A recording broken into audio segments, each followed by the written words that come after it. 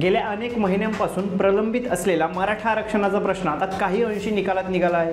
राज्य विधिमंडळाच्या विशेष अधिवेशनात मराठा आरक्षण विधेयक एकमतानं मंजूर झालंय। मराठा आरक्षण विधेयक मंजूर झाल्यामुळे 10% आरक्षण हे मराठ्यांना शिक्षण आणि नोकरीमध्ये मिळालं असल्याचं स्पष्ट झालंय। या आरक्षणाला न्यायालयात आव्हान मिळेल, हे आरक्षण टिकेल की नाही हा पुढला प्रश्न असेल, परंतु त्या अगोदर मराठा आरक्षणाविषयीच्या 11 प्रश्नांची उत्तरं जाणून घेणार आहोत या व्हिडिओच्या माध्यमातून। नमस्कार, मी प्रथमेश आणि आपण सर्वजण पाहताय नवराष्ट्र। पहिला प्रश्न आहे, मराठा समाजाला आरक्षण मिळालं आहे का? याचं उत्तर होय। महाराष्ट्रात मराठा समाजाला आरक्षण देण्याची घोषणा आज 20 फेब्रुवारी 2024 मध्ये विशेष अधिवेशनाद्वारे राज्य सरकारने केलेली आहे। मराठा समाजाला किती टक्के आरक्षण मिळाले? मराठा समाजाला 10% आरक्षणाची तरतूद करण्यात आलेली आहे। तिसरा प्रश्न, मराठा समाजाला कुठं आरक्षण मिळणार आहे? मराठा समाजाला नोकरीत 10% आणि शिक्षणात 10% आरक्षण मिळणार असल्याची घोषणा या विशेष अधिवेशनाच्या माध्यमातून राज्य सरकारने केलेली आहे। पुढील प्रश्न आहे, मराठा समाजाला ओबीसी अंतर्गत आरक्षण द्यावं ही मागणी मान्य झाली आहे का? तर या प्रश्नाचं उत्तर आहे नाही। मराठा समाजाला देण्यात आलेलं आरक्षण हे मागास प्रवर्गातील नाही, ते स्वतंत्र संवर्गातील आहे। त्यामुळे मराठा समाजाला ओबीसी प्रवर्गाला मिळत असलेल्या सगळ्याच सवलती लागू होणार नाहीये। ओबीसीतून मराठा समाजाला आरक्षण देण्याची मागणी पूर्ण अद्याप झालेली नाहीये।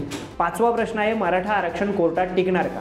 मराठा आरक्षण कोर्टात टिकावं यासाठी राज्य सरकारने विशेष खबरदारी घेतली असल्याचं सांगितलं आहे। त्यासाठी मागास आयोगाने इंदिरा साहनी खटल्याचा आधार घेतला आहे। अपवादात्मक परिस्थितीत आरक्षणाची 50% मर्यादा ओलांडता येते, त्यानुसार मराठा समाजाला स्वतंत्र 10% आरक्षण दिलं आहे। त्यामुळे मराठा समाज आरक्षण टिकेल का हा न्यायालयाचा भाग असणार आहे, त्याच्यावर आत्ताच उत्तर सांगता येणार नाही स्पष्ट।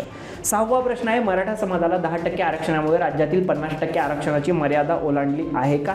तर याचं उत्तर होय आहे। मराठा समाजाला 10% आरक्षण दिल्यामुळे राज्यातील 50% आरक्षण मर्यादा ओलांडली आहे। राज्यात आधीच 52% आरक्षण आहे, त्यामध्ये आता 10% आरक्षणाची भर पडल्यामुळे ही मर्यादा ओलांडल्याचं पाहायला मिळतंय। सातवा प्रश्न, मराठा समाजाला कोणकोणत्या नोकऱ्यामध्ये आरक्षण मिळणार आहे?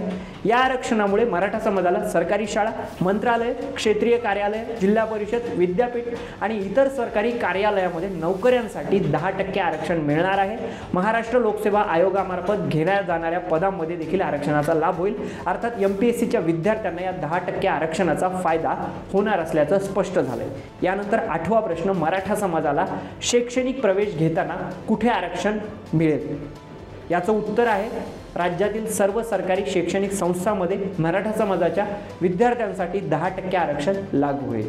नववा प्रश्न, मराठा समाजाला राजकीय आरक्षण मिळालं आहे का? तर याचं उत्तर नकारात्मक आहे। अर्थातच हे आरक्षण शैक्षणिक आणि नोकऱ्यामध्ये असल्यामुळे मराठा समाजाला कोणत्याही प्रकारचं राजकीय आरक्षण मिळालेलं नाहीये। राज्यातील त्यांच्या संख्याबळानुसार या समाजास पुरेसे प्रतिनिधित्व असल्यामुळे या समाजाला राजकीय क्षेत्रात आरक्षण देण्याची गरज नाही, असं राज्य मागासवर्ग आयोगाच्या अहवालात म्हटलेलं आहे। यानंतर 10वा प्रश्न आहे, मराठा समाजाचे आरक्षण कधीपासून लागू होणार आहे?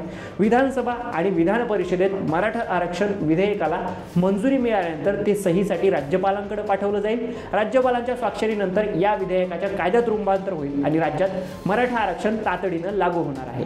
शेवटचा 11वा प्रश्न, मराठा समाजाचं आरक्षण जे मिळाले ते केंद्रात लागू असेल का? केंद्रासाठी, केंद्रीय भरत्यासाठी?